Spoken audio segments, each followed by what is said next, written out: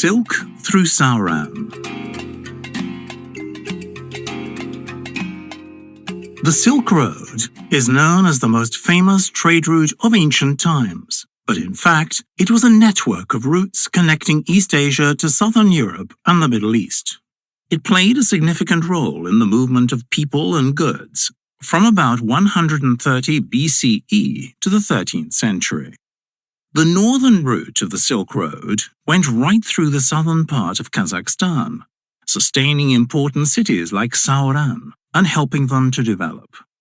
Sauran was once the biggest city in Kazakhstan and a major trading center on the Silk Road. It was a place where travelers could stop to rest and replenish their supplies of food and water. As an influential and cosmopolitan city, it was later used as a capital for the White Horde.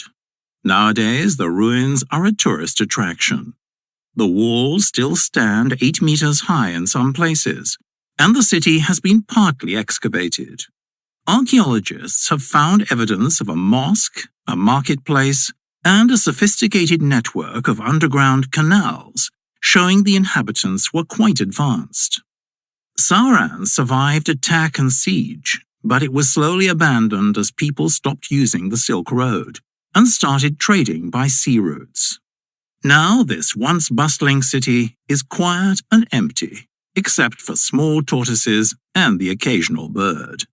Standing among the crumbling stones, it's incredible to imagine the people who once lived there, the goods they traded, and the part they played in the history of the world's greatest overland trade route, the Silk Road.